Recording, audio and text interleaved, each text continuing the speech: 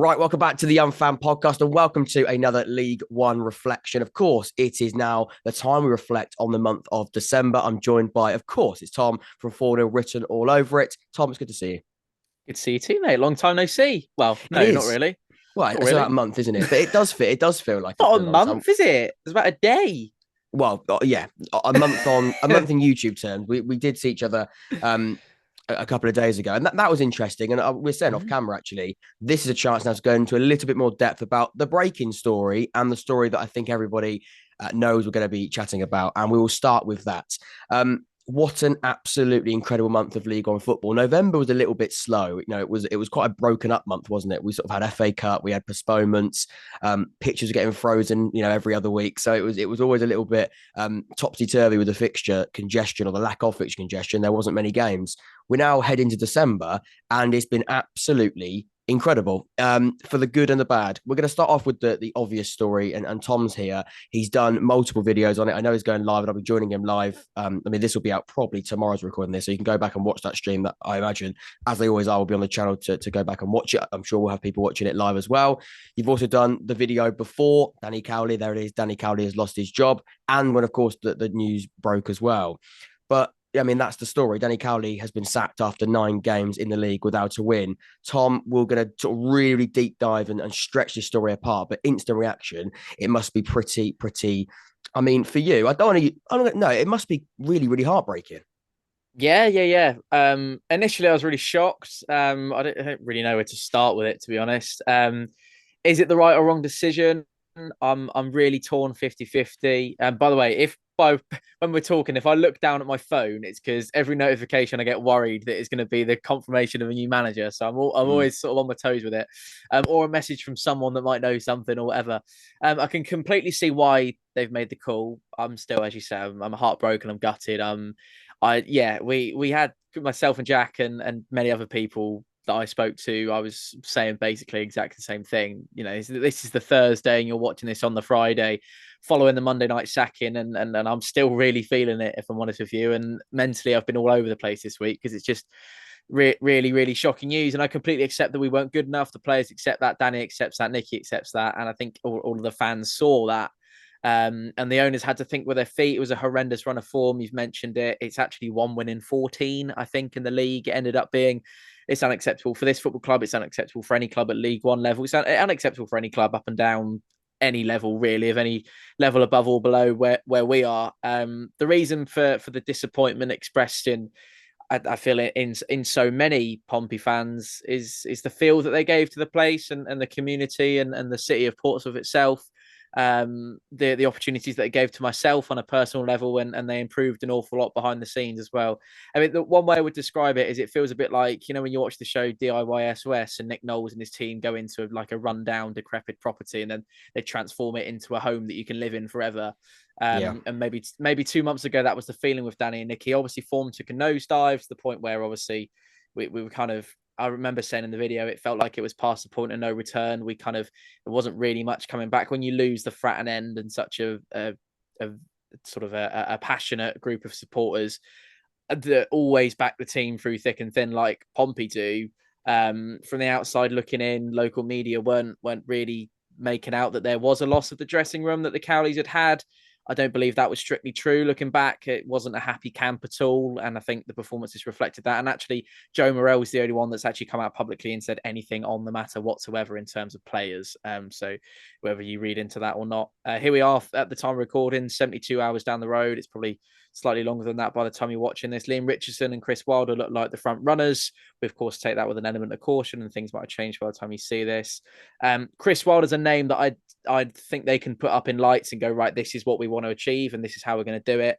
And I think actually it would probably take people like yourselves, Oxford fans, Ipswich fans, Charlton fans, even maybe to the top end, sort of Plymouth, Sheffield Wednesday and Ipswich are the teams at the top, might take a moment to go, actually, Pompey kind of mean business a little bit. And 24 league games, you never quite know what could happen. The teams might feel completely different about this Pompey side than they do at this moment in time. And that's not me, trying to blow my own trumpet with it. I just genuinely think that an appointment of that level at any club in this division would definitely scare teams around them.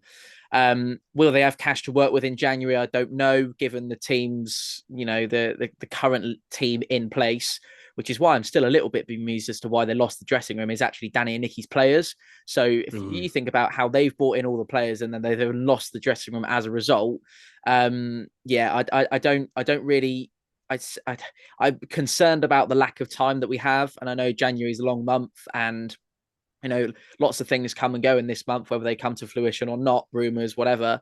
But I feel like we need to get cracking, and we need to get cracking quickly. And I think the football club know that, and ultimately we'll have to see what time brings to us.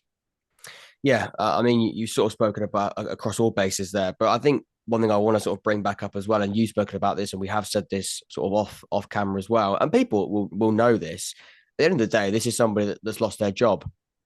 Take away the football element of this, take away the fact that this is Portsmouth. And, I'm a massive culprit of this. I think we all are, anybody in this industry, and we just think about the football. We think about the football. We're reading these things like haven't won a game in the last 9, only 2 wins from 14 or 3 wins from 14, or wherever it is, from an Oxford perspective as well as a Pompey perspective. But at the end of the day, this is somebody who has now he's now out of a job. Himself and Nicky are no longer managers of a football club and no longer managers of Pompey. And that just generally is very, very upsetting. And I think, we speak about it, and you did really, really well. I thought when you went live and you didn't really have the opportunity to sit down and plan anything, you went live, you gave your instant reaction. I think that the biggest thing that came across there was shock. And it was also a sense of an end of an era. It's an end of an era, and whatever era, if that's a successful one or maybe not so successful, or maybe lived up or didn't live up to expectations. At the end of the day, this is somebody who gave absolutely everything, like you said, and is not, is no longer the manager of the football club. And that, I think, from an external perspective, somebody who's not involved, with Pompey in any way, in any form, you still look back, and even I look at the videos they're putting out on social media, and I'm thinking I shouldn't feel upset about this. I shouldn't feel. I mean, the music helped, the background music, of course, added to that, of course. But even you find yourself watching that, and you go, that is really, really upsetting, because he was somebody who just desperately wanted this to work. It's even worse when it's yeah, you're absolutely right, and it's even worse when you can remember and pinpoint where you were every single one of those moments as well. When you watch the video back, it's like, wow, yeah, those were some happy times. Take me back to end of August, top of the league after beating Port Vale or whatever it was. There's some really happy memories. And you mentioned the end of an era. It felt like the start of a really good era at one point with Danny and Nicky in charge. And I know we don't want to dwell on it too much, because I'm aware that I've covered a lot of it, and there's been a lot of coverage, and rightfully so. It's one of the big stories in League One this week, and it's just a shame that we happen to fall right in the middle of it. But it feels like it was the start of something special. We maybe overachieved start of the season. I think we might have actually exceeded our own expectations in terms of the way that things were going, particularly pre that Plymouth 2-2 draw at Fratton Park. I think we actually got ahead of steam more than we would have done, and I feel like other teams have actually gone about it a better way and settled into this League One season, rather than going all guns a-blazing and then falling off a cliff from there, which is exactly what we've done. There's the human element to it. His kids and his family, both Nicky and Danny's Cowleys, both Danny and Nicky's families were settled nicely.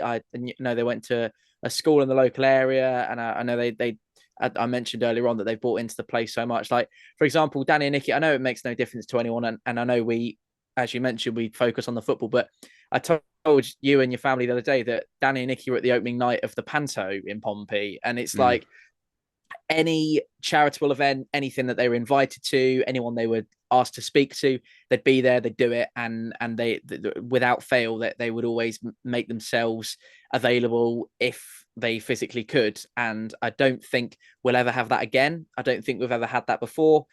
And for me, they will be my favourite managers, and potentially even the best managers if you read it a certain way, since Harry and Jim back in the Premier League days. I don't think you can look back and sort of timestamp a better moment in recent Pompey history than those two. And I think it will take an awful lot to follow. It will be a tough act to follow. And this is why this next recruitment is really important, because if Pompey fans feel underwhelmed, then I could see the situation getting worse still, to be honest with you, Jack. I want to sort of touch on the underwhelming, and we will come on. Of course, we've got lots of categories as we always do, and this is of course a bit of a Portsmouth segment because this is a If you're breaking getting story. bored, skip on. You'll Yeah, see at the bottom. don't worry, the Jack's done some timestamps. We'll chapters. do some timestamps. Yeah. Yeah, but I want to sort of finally wrap up this conversation. We'll quickly at the end come on to sort of the bookies' favourites. I know you did touch on it. It's almost a pointless conversation because until they appoint someone, we can't really go into too much detail. But there are a couple of names that have been thrown into the hat, as there always is. Odds come out seconds after someone gets sacked. That's how brutal this is, really. But looking at you spoke there about the next steps. You spoke there about the CEO and what he's come out and said. It's Andrew Culling, is that right? Is that the name? Andrew That's Culling? the man, yeah. That's the one. I'll be honest. I said this to you privately, and I'm happy to say this publicly because I honestly, as brutal as I don't really care. I'm probably not going to come across Andrew Cullen in any form, I imagine, soon. And if he does watch this, then I'm sorry, Andrew. I watched the video I watched the video where he basically explained the decision and went into detail. And I know you're going to be really careful what you say, and I 100% respect that. And I'd never ask you to come out of line and say something that you maybe said off camera. And by the way, he hasn't said anything. Tom has not said anything about this off camera. But I'm going to say what I've got to say because it doesn't matter to me. Brutally, it doesn't matter to me. And people are always asking my opinion about certain things like this, and I'm happy to do it on this. I didn't buy it. I thought it was a political. I know it's got to be a political statement, not a political statement. It's got to be a politically. It sounds political. It's like a politician's answer. It felt heavily scripted. It felt like there was a lot of contradiction in there. I thought the contradiction was absolutely endless in that 10-minute, 12-minute segment. However long that video was, it was too long. And I thought, although Andrew Cullen, I imagine I've spoken to some Pompey fans and I've watched the live stream. He doesn't, apparently he seems like he does want the best of the football club, and that's important to say as well. But I thought the statement, I wasn't keen, and maybe that's because I'm hanging around with you too much, and you talk to me about how this good is Danny not Cowley. what I said to him, by the way. He's doing this off his own back. It's not, but maybe because you spoke about Danny Cowley and how disappointing you were with him going. Maybe that did influence that, but I wasn't. I didn't really get it. I think it could have been done much, much better. That's just my thoughts. Tom, want to give anything, or are you going to just happily, quite right, not say anything? Yeah, no, I will say something. I think I'll maybe come to his aid a little bit. I think something definitely had to be done. I don't think there was anyone was under the impression that this was acceptable as a football club and the state we found ourselves in. I think the worry for me would be how recently, and and there's no reason why you would have done, and no reason why anyone else would have done unless you're a Pompey fan. There was a video quite recently that kind of rounded up the year in view on the Pompey channel, which was in a very similar style to what Cullen delivered when he was talking about Danny Cowley, albeit there was kind of stadium stuff and redevelopment and talking about kind of, I don't know, whatever you want to, ticketing problems that people had, etc., all the immaterial things that come with the football that no one's really too fussed about.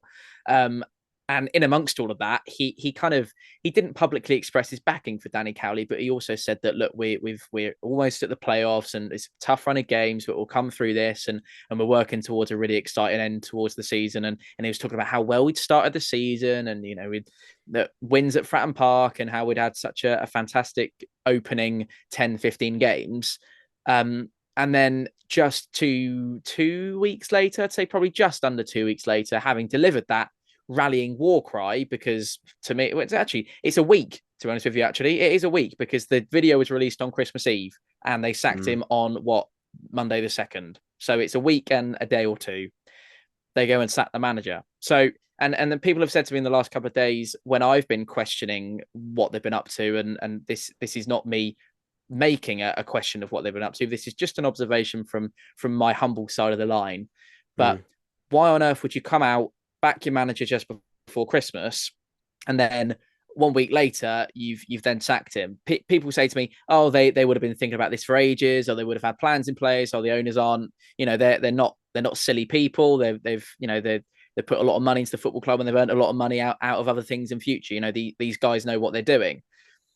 Yeah, they probably do know what they're doing, but the Pompey fans and what Pompey fans receive, and I know it's a completely different story and conversation behind closed doors, but actually what it looks like to me is that perhaps, and this is just me speculating, they've shot from the hip and they've recognise the reaction of the fans, both towards Andrew Cullen at Fratton Park. Let's not forget, it wasn't just people pointing the finger at Danny when there were boos and whatever at Fratton.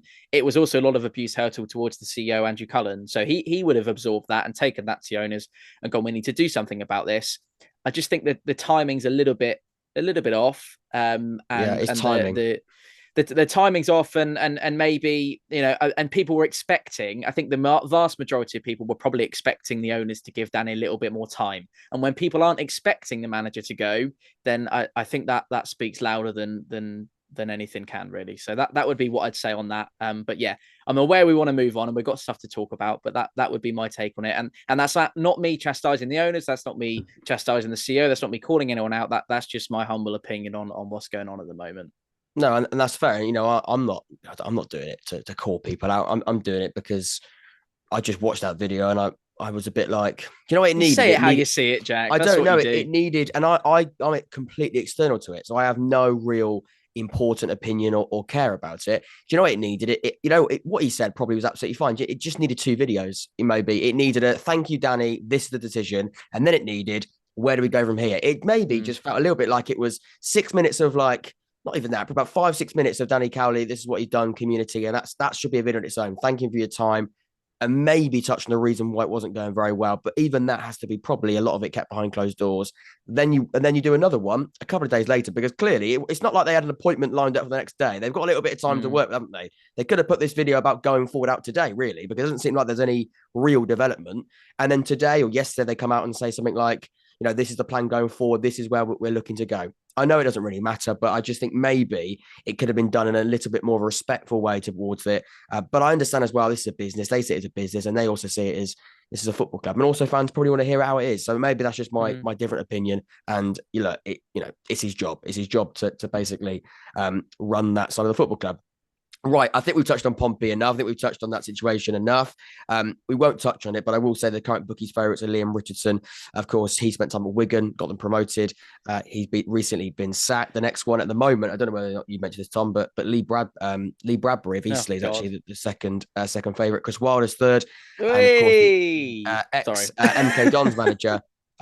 It's fine. Celebrate all you like, because that would be some appointment and it would get League One eyes looking towards the direction of Fratton Park. Liam Manning, of course, left MK. That's not a bad one either. That's not a bad one. Exciting football. If he's backed, if he gets it's a risk. It's risky, but it's not a bad one. And finally, he's a little bit lower down the list, but I think it's only fair that I put him in. Mark Bonner's on the list, so that's fine. Doesn't matter. Right then, let's move on. This is Mark's favourite YouTube series, by the way. Mark absolutely loves watching this. Well, come on, Mark. Come on, Mark. To be fair, he's going to be clinging on to his job at the moment because it doesn't look too amazing at Cambridge United. We'll touch on Cambridge. Which side have you been most impressed by this month is the first category. It's all right. Do you want me to start with this one, or do you want to crack on? It's up to you. It's your show, mate. I'm just a mere bystander. Go on. What's your plan? I'll go with this one. I mean, to be honest, I know what you've put, and I would say I'm not going to spoil it, but Plymouth is the obvious shout. It is the obvious shout. They have done very, very well. They're top of the league, and you know what they're doing, Tom. They're grinding games and results out like potential champions, and I want to use that phrase carefully because there's still a long way to go, but I do think they're doing what potential champions will do, and similar to what the top clubs do when they're in a title race. And I think Plymouth are that in League One perspective. They're digging deep. Their home record is exceptional, by the way. Only lost one game at home. That did come in December, didn't it? They lost to Port Vale. It was the only game they lost at home this season. But 12 wins from 13 league games is something quite special. And if they can continue to create a fortress at home park like they are doing, and a home form is so important, Oxford United fans will know this season, that is probably one of our biggest downfalls. They're doing it brilliantly well. And I'm so impressed by Plymouth. And, I'm not going to pile on too much praise because there's a long way to go. But you can reflect, and this is a reflection. What we've seen so far, it is absolutely brilliant. And, long may it continue from a Plymouth perspective. They have got some huge games coming up, and that's important to say as well. I know we're looking at December and we're looking at the previous month, but that is also really, really significant. I think sometimes, and I'm a massive, massive culprit of doing this as well, is going Plymouth top of the league, and they've looked so good. So it must continue. They've got some decisive games coming up. Absolutely decisive indeed. They've got Bolton up next. That's their next game. They're playing this weekend. Of course, a lot of FA Cup games. Myself and Tom are facing the North London boys. They're facing Bolton in League One. And of course, you've got Sheffield Wednesday and Ipswich to play away from home this season. And their home record's been very, very good. They've got to play them on the road. So I'm interested to see with Plymouth. I know I have stolen your segment there. You're going to speak a bit more about Plymouth. But finally, and this one's interesting as well, and you've got to remember this is purely December. Barnsley had a really good December. They did have a really good December. Disappointed, of course, they lost at home to Bolton from their eyes on what day was it? Because I'll get them all mixed up. Was it Sunday they played or Monday? I don't know. They played the last game against Bolton. They lost 3-0. But generally in December, they were very, very good. They were unbeaten. They had a great win over playoff rivals Peterborough United. I would definitely give Barnsley credit. They had a really, really good Christmas period. And of course, they'd be a little bit frustrated they couldn't continue that into the new year. But I'm going to go with probably Barnsley as my outsider shout, but Plymouth have been very good. Tom, who have you gone with? It was Monday the 2nd, just fact checking for you. It's definitely allowed to be. It's definitely allowed to be in there because that is January, and that's fine. That's for the end of this month to talk about. We haven't got to worry about that. Absolutely, yeah.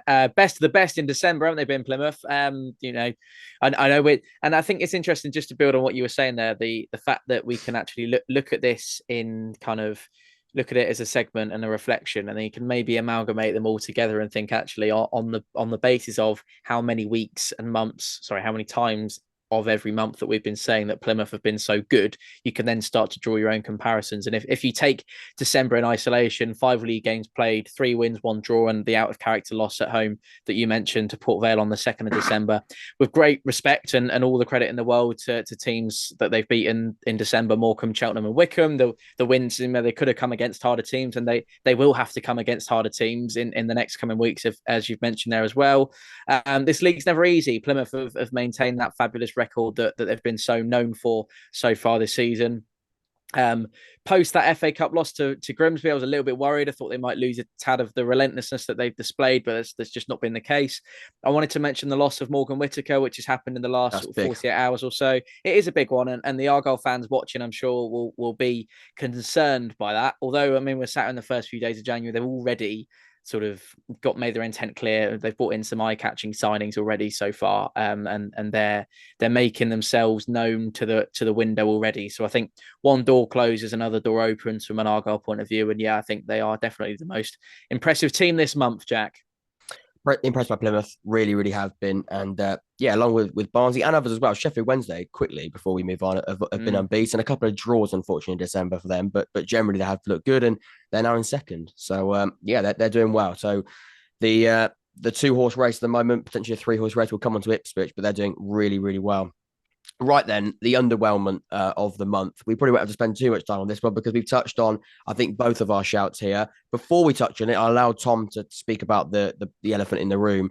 But we'll touch on Shrewsbury, Accrington, Lincoln City, and Forest Green Rovers. They all had really poor months. Unfortunately, they did have really poor months. Lincoln and Accrington went through the entire month winless alongside Pompey. So that is, of course, a massive frustration. And Tom, I'm going to give you a bit of credit here. You were spot on with the Lincoln call. We spoke about I think it was the last one. It might have been the October one. I think it was November. I think it was the last one we did. You said I got your direct quote here, I think. Here we go. You're pretty sure things won't continue in this way for Lincoln. I'm pretty sure you did go on to say they have done very, very well so far, but you were a little bit skeptical about, potentially this, what at the time was a really good run continuing. And unfortunately, they have fallen off. And would you believe it now, Lincoln, I think 15th, which is just, pretty... it's disappointing, really, isn't it? Because they were top 10 last time. But you called it and you said things wouldn't maybe go in that same type of, rhythm. They were looking really, really good. And their biggest downfall, we spoke about it multiple times on the channel, is beating teams below them in the league table. They're okay when they're pushing above their weight and punching above their weight. They drew to Bolton recently at home. So, and Ipswich as well.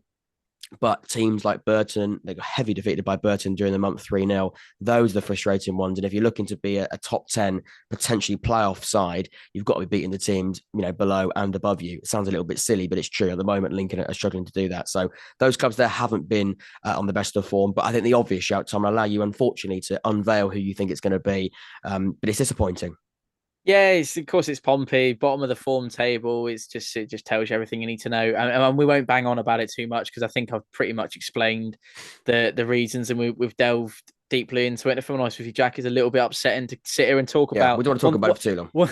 One thing I'd add on the Lincoln thing is actually I think it is a sign of there's a good side in there somewhere that you're beating big boys in this division.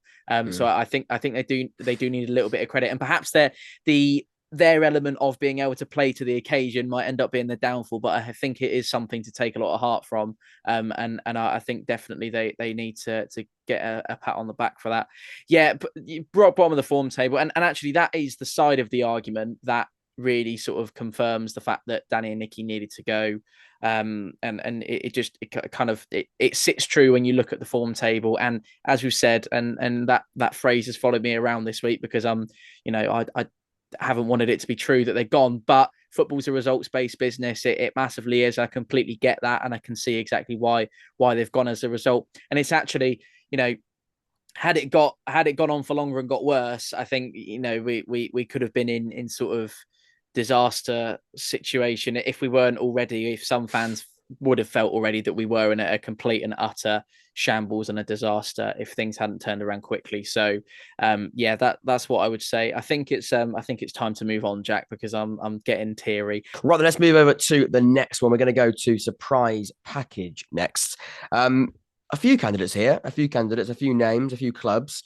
I've gone with one that it hurts me. It hurts to say it. I'm joking, of course, but Wycombe Wanderers, they have surprised me, and not that they should surprise me. And I'm actually going to contradict myself massively here because they come out of nowhere, and it's what they do all the time. So if it's something they do all the time, that shouldn't really be a surprise. It's a huge contradiction, but they have been a surprise, and the only reason why I'm going to put them in there is because they have absolutely come out of nowhere. They were hovering around 14th last time we did this. They're now just outside the top six.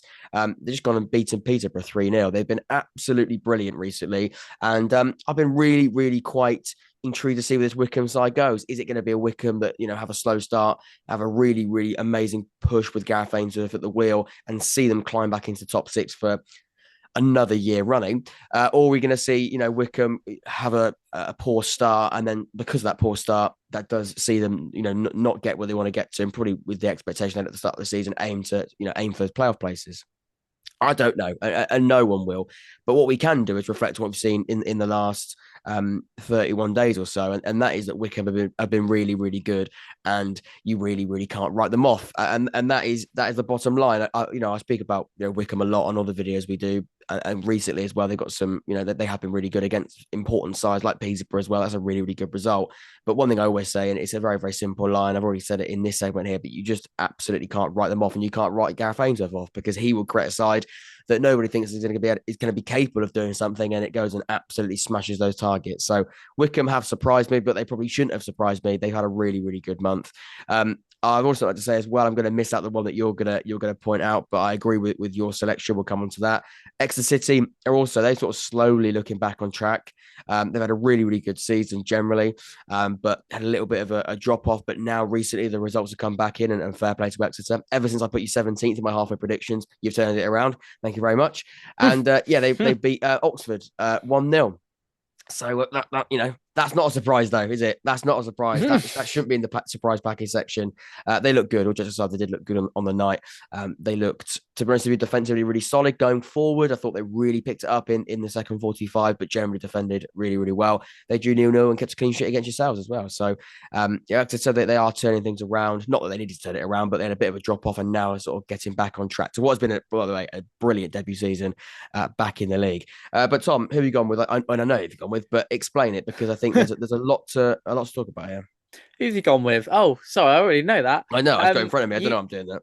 We're gonna you're gonna like this. You mentioned how well Exeter have done as a debut season. Try Port Vale in terms of a debut season in League One. They already mentioned their win against Plymouth earlier on in this podcast. Picked up some good sets of 3 points against teams that are fighting for their lives in Forest Green and Morecambe, and those are the kind of League One encounters that really go one of two ways, aren't they? And they didn't embarrass themselves at Hillsborough either. A lot of teams will go up to Hillsborough this season that are established League One teams. I'm thinking, with no disrespect, the likes of Cambridge United will go to Hillsborough and get turned over. But actually Port Vale, has only lost it by a margin of 2 goals, which I know is losing a game, but when it's as a place such as Hillsborough, then you can come out with quite a lot of heart, and your soul hasn't been completely destroyed. Question is, if they can stop conceding goals and improve their goal difference. I think currently the time recording is about -5. So for a team that's kind of punching towards top 10, to have a -5 goal goal difference is not tremendous. I think that's probably a little bit of the It's -5. 32 goals conceded, 27 scored. So there's a little bit of a defensive issue there. Maybe could that be resolved, and could they plug a hole in January? Of course, we were going into a very exciting window, quite a decisive window for a lot of clubs. Maybe I think a defender could be on their list. Yeah, who's to stop them getting an outside shot of the playoffs if they do what you just mentioned? So they'd be my surprise, not surprised, because they've had a really good start to life, and I think it's the same with you speaking about Exeter. They've had a really good start to life in League One, and that's only been continuing. So not by a surprise, but a team that deserves an awful lot of credit for their for the way in which they conducted themselves this month and for a lot of the previous months. And I think actually at one point Port Vale's manager was on the shortlist for the Pompey job, or definitely on one of the odds that I saw. Would you maybe dip into that pond? Is that something you'd be interested in? Yeah, my one concern would be that it would mean trying to get a manager out of contract at a place that he's really happy with. Money. I think life gets a lot easier when you're looking for managers currently out of employment rather than ones that are in. And I'd actually quite like to leave Port Vale to it, because I'm really pleased for them. And ex-Pompey Ellis Harrison's really racking up the goals. He must be almost double figures in League One by now. So I think he's doing really well, and I think he's contributing really well to that Port Vale side, and I'm really pleased to see how good they've been recently. Yeah, Ellis Harrison, I can tell you, has got 8 league goals this season, so he is now heading towards a double figure mark, and a key striker, an important striker. Is a side, we looked at. I mean, Morecambe weren't so good last year, but stayed in the league. But Cole Stockton was somebody who scored so many goals last year. Clearly, coming into this league with a proven goal scorer sounds a little bit silly, but really challenging yourself in this division. I don't want to say it, but a guaranteed 15, 20 goal scorer is really important.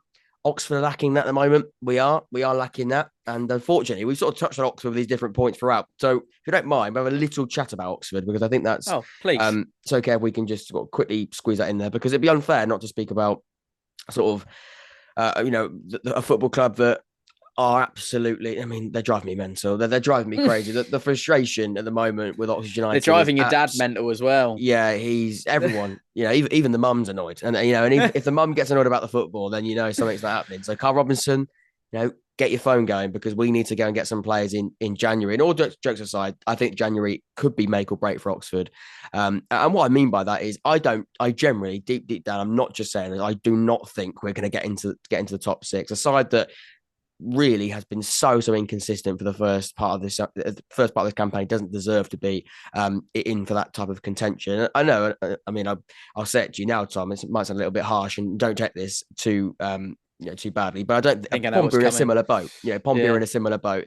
Both of us are in that position now, where if we do get in the top 6, one, a miracle's happened, and two things, we've got away with it because the first half of our season just haven't been up to scratch. So what I think we need to do is not just have a really good second half of the season, but also start putting in those building blocks for actually next year, which sounds so annoying. And as a fan, you don't want to even start thinking about next year yet. We've still got a really big second half of the campaign to go, but we do need to sort it out in certain areas. Our recruitment needs to improve. Carl Robinson is in sort of this really, really weird patch right now where you win a game, it's right, give him a bit more time. You lose a game, he's got to go immediately. It's really, really annoying. I imagine he's annoyed by it, and Robinson will understand and hear all of these thoughts. He isn't blind to it. He'll be I don't know whether or not he'll be reading social media, but people will be telling him, and he'll know deep down, although he's one of the most, he's one of the youngest managers, he's still an experienced manager, he's been in the industry for a long time. He'll know that right now he's sort of on a little bit of a tightrope.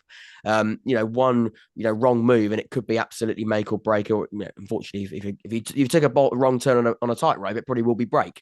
And he'll know that. He will know that. And something does need to quickly sort itself out. And I think January could be massive. I think fresh faces is going to be really important.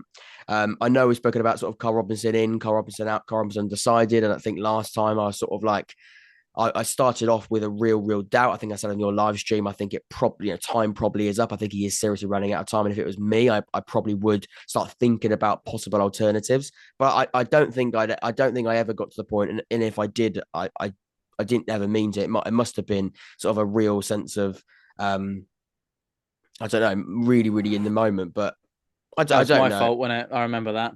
Yeah, I don't know. I was never Robinson, get out right now. I was always Robinson. There's some serious doubt here. We probably do need to start thinking about plans for the future, because this looks like it's running out of time. that's how it is. But I It's don't got I a don't ring know to it, now. hasn't it? Yeah, I that is wasn't out. I was think about your plans for the future, please, Carl. which sounds, which does sound pretty harsh still. But I'm right now. I'm probably the same boat. I'm probably in the same boat. I've got a lot of respect for Carl Robinson. I've got a lot of respect for what he's done for Oxford United. But the bottom line is, and the facts are pretty straight. He came in first full season, fourth. I think it was fourth, then sixth, then eighth, and now we're sat in 14th. I mean, it's regression, isn't it? So, whatever you say, whether you're Robinson, whatever, the bottom line is I'm in the boat of we probably do need to get to the end of the season. And you know what it is? It's just do well in January, please. And then we just regroup at the end of the season. We make a real judgment then. But yeah, that's how I feel at the moment. It's up and down. It's topsy-turvy. We look good against Charlton. We lose to Exeter and look pretty dull. And that epitomizes what a sort of season we've had at Oxford. But there we go. Do you think either way you'll stick with him to the end of the season? Because if you then pull the trigger after January, you've hardly got much time left for a new manager with new ideas. But then if you don't sack him now, he's then got January to do some business. Am I reading that right? No, you're spot on. I don't think it's going to happen. To be honest with you, I think we've got a new CEO. We sort of had the official takeover, come through recently. They seem to be very, very happy with him.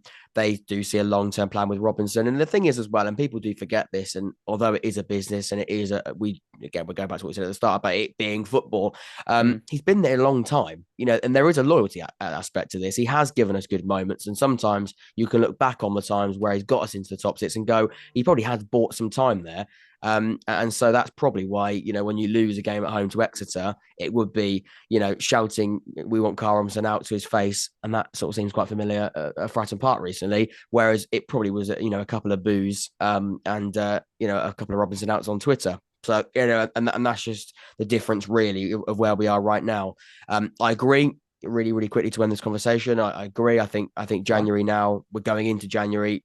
There's no way, he's going to be sacked in January, unless we lose every game in this month, which I don't think we will. Probably that's the bottom line, and that's how I feel as well. I'm not going to be a full-on negative Oxford fan. I think we're going to lose every game. We're probably not. We probably, I don't know how many games we've got in the league. Probably 4 games in January. Quite a lot in January. It's quite 4 a lot. or 5 games. We'll probably win 3 of them. We might win 2 of them. And we'll probably draw the rest of them, and we'll probably lose another one. So it's going to be. We expect to see what we've seen so far, and that's a level of inconsistency. So I think get to the end of the season, you're right, and probably regroup and sort of come to a real clear decision at that time. But that's where we are now. Inconsistent for Oxford. Annoying.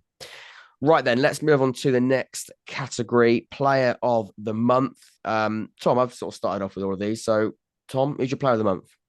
I'm going to give it to Oh, crikey. Try that again. I'm going to give it to David McGoldrick. We knew before we'd kicked a ball in League One when he'd signed over the summer that what a delight and an addition that he was going to be to both Derby and the division as a whole. And 4 goals to his name in 5 games in December. So that's a pretty for someone who's meant to be scoring the goals. It's a pretty good track record, and so it proves of what an addition he has been. He's kicking Derby right up the table with Paul Warne at the helm, and I think they're a real force to be reckoned with. I really think they are. They're in a really good moment, and I think it's a moment their fans deserve as well, because they've had a topsy-turvy couple of years, haven't they, Derby? And it's finally nice to see some success at Pride Park for once, and I think actually Paul Warne, once you're motoring with him, I wish he was out of a job, because I would absolutely, he's one of those blokes that he's funny. He's got a lot of character to him. He comes across as a great guy who cares a lot about his players and the club that he's managing. I think he's another one that's done exactly what Danny and Nicky have done. And I remember them interviewing him I think it was a local food bank in Derby before Christmas that they'd spent the day at. And I think that buying into the community around you really does work wonders. And if you can replicate that on the pitch, which he has been doing, then I think you're only destined for success. So I know I went slightly off topic there, but David McGoldrick, Derby County and Paul Warne all kind of rolled into one. Player of the month for me, it's got to be 4 goals in 5 games. No arguments, Jack. But I'm sure there will be an argument that you're about to tell me. So no, two different positions, can't compare them. McGoldrick's been very, very good. I've gone with a centre back. I've gone with Mark McGuinness at Sheffield Wednesday. I think he's been really, really solid. I think he's been really, really good defensively this season.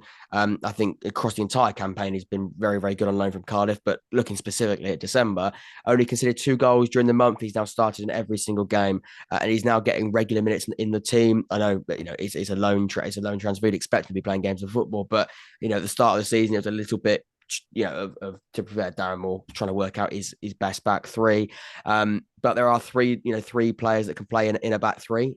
Breaking news, and now Mark McGuinness is one of those that can slot in there and probably is now probably I'd say the first name on the team sheet defensively.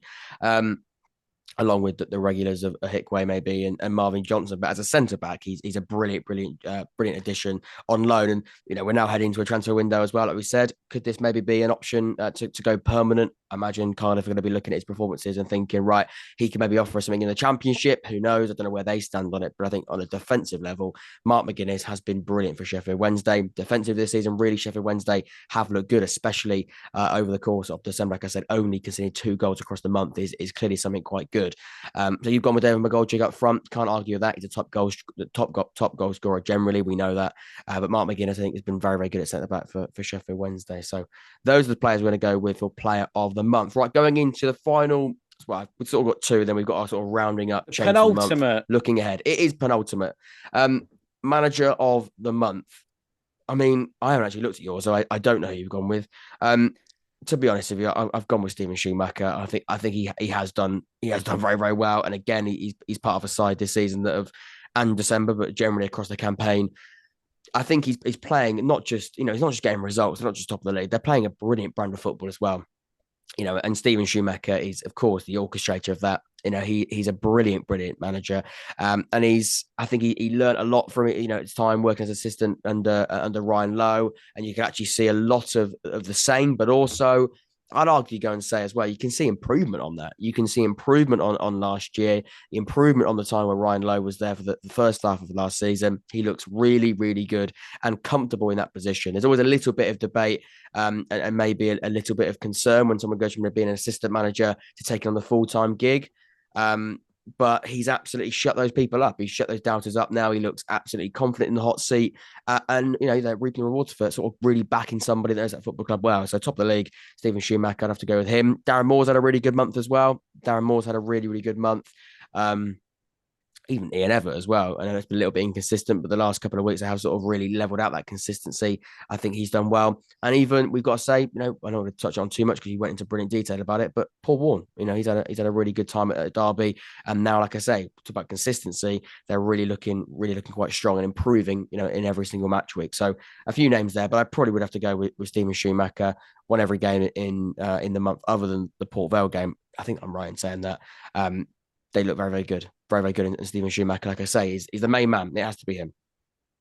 You've already touched on mine, and you've spoken quite lengthy about it, so I won't go into too much. But Gareth Ainsworth is starting to get his mojo back at Wycombe and started off with a solid performance and 3 points against ourselves the first weekend of the month.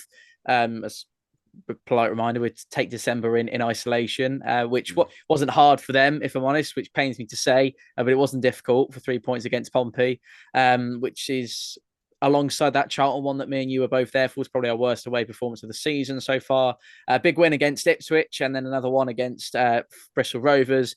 Narrow defeat to Plymouth to round off what is otherwise an unbeaten month in League One. So, as I said, without going into too much, because I know you touched on him, but Gareth Ainsworth is, hopefully going to be getting Wycombe motoring for the benefit of the chair boys. And we'll see what the next couple of weeks and months bring.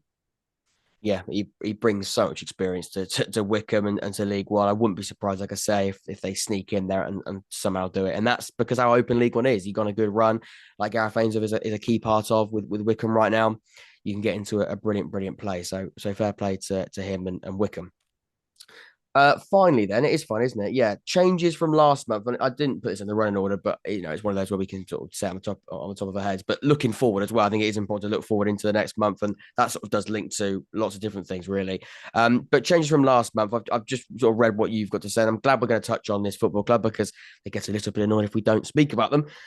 So we've got to speak about them. It's part of the rules, isn't it? You've got a League One channel, and you talk about this football. It'd be rude not to. And all jokes aside, they do have a good right to have a conversation about them because they have had. I mean, I'm not going to steal your star here, but they have had quite a topsy-turvy month. Looking at sort of my changes from last month, it's quite hard really because quite brutally, I can't actually remember what I said. So that's what you get. Really, you got to start watching the last month. I do need to start doing that. One, you know what I need to do? I need to stop preparing for this month and look at what I said last time, which wouldn't be too bad. All I have to do is look at the end. But I remember briefly speaking about Charlton as well, and I think we've got to touch on Charlton's month. It's gone from bad to worse, hasn't it? It's gone from bad to worse there. I mean, maybe they're sort of coming out of the end of the tunnel, thanks to yourself. Good win at Fratton Park, yeah. Yes, I mean, you've got them going a little bit. But Dean Holden coming in. Touch on that really, really quickly. No, we haven't got a limited time, but Dean Holden coming in. Tom, I'm a little bit. It didn't blow me away. He's only had 3 or 4 games in charge now. He drew to Peterborough, got beaten by us, and then beat you.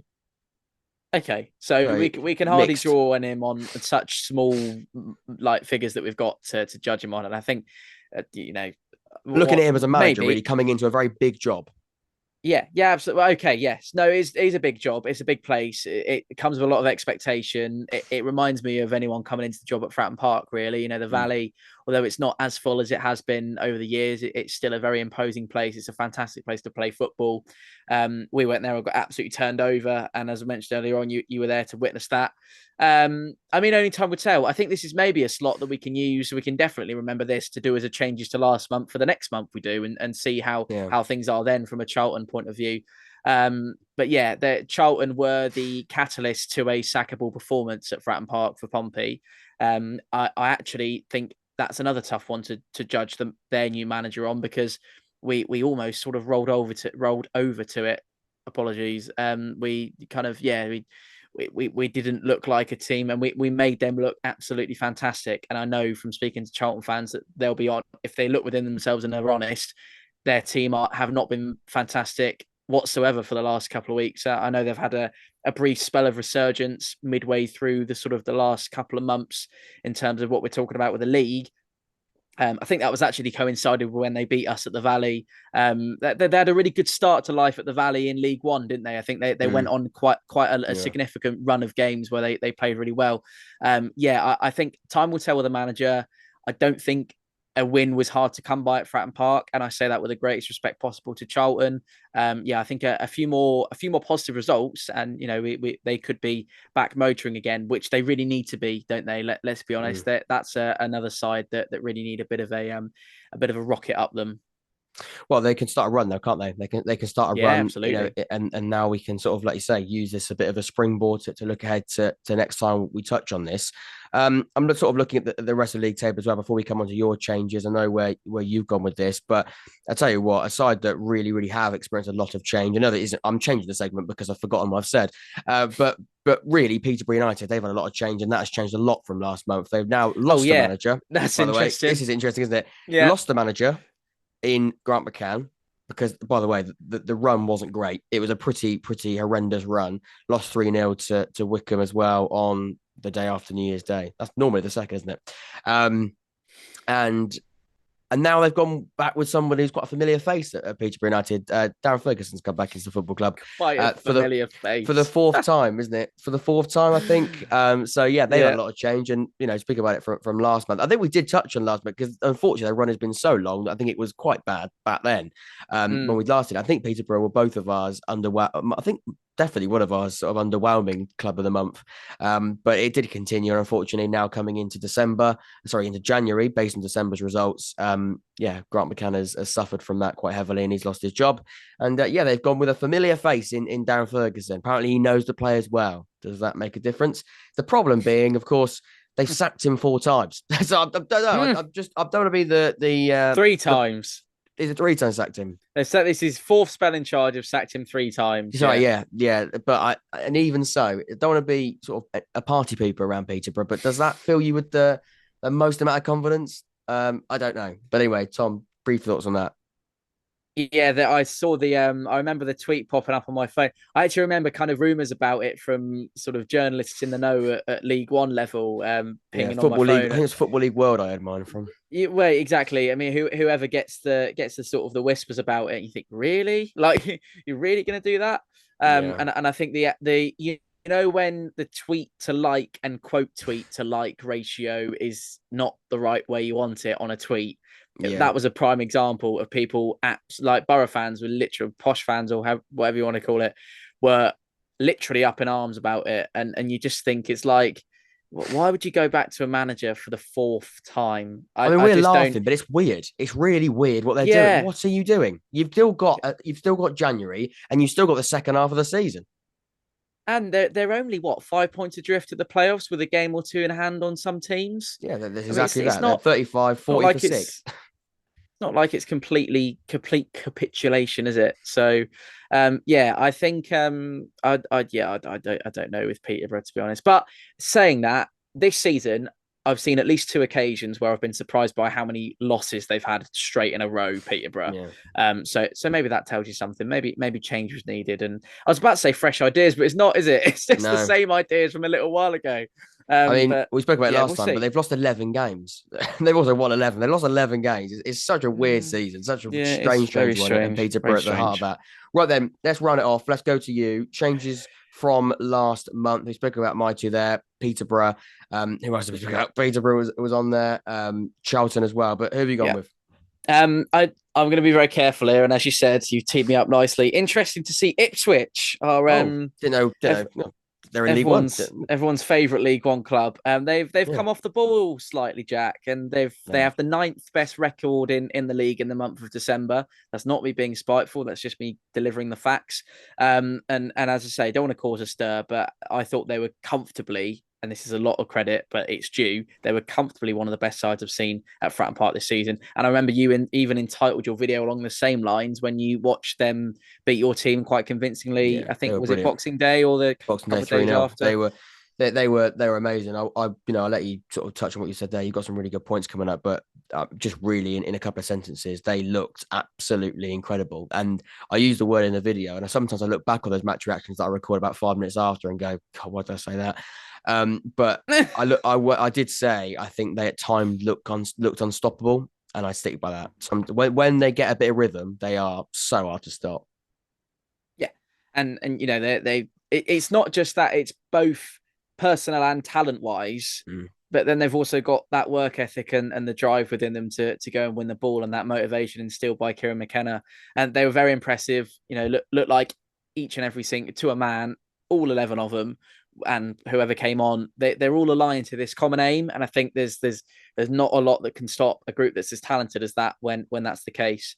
Proved to be the case at Fratton Park. I think, perhaps, this is me talking from Pompey tinted glasses, but having led for so long in that game, I think it's about half hour when it was 2-1 Pompey, you knew the Ipswich goal was coming. I'm not trying to say that wasn't the case. What I am saying is the way in which we defended for like our lives depended on it. And I would have thought, thinking back, maybe this is, I know this relates to the top of the show that we were talking about, but maybe that's kind of Danny getting them in the dressing room and saying, look, if we don't win this game, that's me gone, boys. And maybe that was the little bit of kind of the grit and the determination and the one last hurrah from Pompey that kind of met Ipswich at the wrong time. He should have used that line against Charlton. He should have used that line again.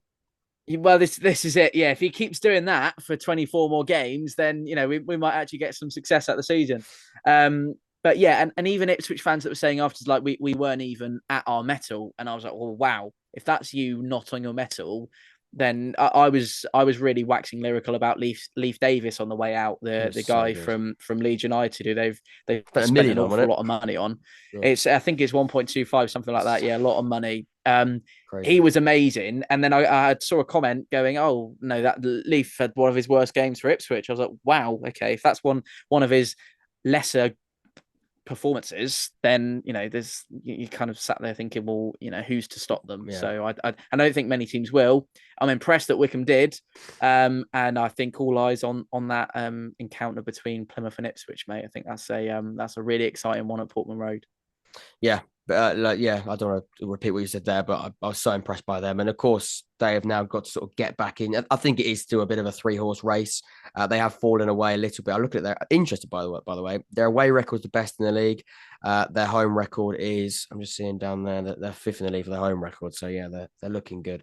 Kieran McKenna, to sort of touch on that as well. I think he's a top manager. I think he's proven to be really, really exciting. And there was a few rumors, wasn't there, about him going to Norwich potentially. That isn't going to happen now, but there's a little bit of a Norwich rumor, which wouldn't have gone down very well. But I think that just shows, well, much of that might have been people winding Ipswich fans up. But I think although there is a sense of a wind up in there, he also, probably could get a championship job pretty comfortably right now. I don't think he will. There isn't any links from what I know, but that's just me suggesting that he's done so well in a short amount of time as well. It's only been a year. They look really, really good. He's playing a really, really good brand of football. But I don't think he will be interested in leaving. I think he's really bought into a project here. I think he really has bought into what this project's all about. It's clearly being backed. I mean, maybe some people argue too much of a backing when you look at the amount of money that's being spent. But if you've got the money in League One and you can guarantee you're going to get out of League One and not going to fall into financial difficulties, then spend the money. Really, it's not and that's probably quite a controversial opinion, but I don't know, if you've got money there and it's gonna provide you success, then I understand you're going to spend it. Right, so that does bring us to the end of the episode, the reflection for December. This will be hopefully coming out on the 6th of January, the Friday. So it's nice on Friday night content for you. Happy Friday, everybody. Happy Friday to you all. We've hit the weekend, and hopefully you do enjoy it. We've got very, very busy weekend/Mondays to enjoy. You've got Spurs and we've got Arsenal on Monday nights. That's going to be exciting. By the way, if you're watching this now, definitely go and this is a bit of a this is quite difficult to do because I haven't done it yet. But hopefully I perform well on AFTV. You don't definitely go and watch that. By the way. I'm doing it because Tom's here and he's proud. It's exciting. If you haven't watched it, it should be out now. I think we're going live at 12 o'clock. We're doing their box-to-box series. So Arsenal against Oxford United. I'm not quite sure what I'm going to say about that. I've got a little bit of planning tonight to think about it. But there we go. That is going to be on the channel, the AFTV channel right now. So if you haven't watched it, go and support and just say in the comments. And you don't have to watch it, really. Just say, Jack was incredible. And then they'll have me back. So when are you next playing Arsenal then, mate? That's the problem. Yeah, we've got a couple of years. Replay at the Emirates. Replay, exactly. Yeah. So hopefully we'll do okay. But all jokes aside, that is an opportunity that I'm really, really grateful of. And Tom coming on here, and I've got to thank Tom as well. Tom doesn't have to come and do these, but it does also sort of help the growth of both of us, mainly me. But it does sort of help everything out, and opportunities like this come from the growth of the podcast. And I do like these reflections, and Tom pretends like he enjoys to do them. So we'll hopefully see him back in February, because January could be absolutely massive. But some busy weekends as well. Can I just add one more thing? If it's Chris Wilder's Blue and White Army by the time I next speak to you on this roundup, I will be very, very happy. Yes, exactly. Talking of plugs as well, definitely go and check the stream, because I've seen Chris Wilder is on the thumbnail of your video. So yes, Come on, Chris. You know what to do, Chris. Go and watch that. Anyway, we've dragged this intro out. Have a good rest of your day. Happy Friday. Go and have a few, but of course, if you're of age, because that's important to say as well. And enjoy your weekend. And we'll see you all very, very soon. Take care.